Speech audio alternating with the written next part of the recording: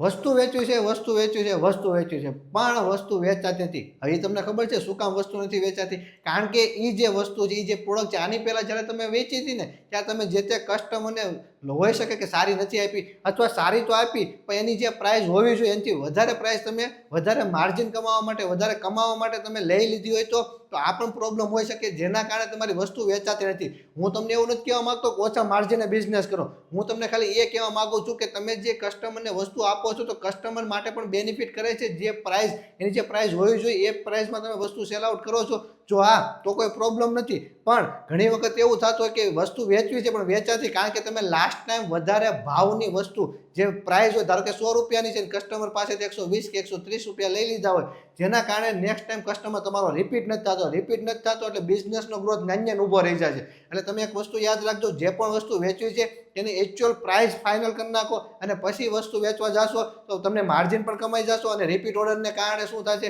કે તમારો બિઝનેસ પણ ગ્રોથ કરશે.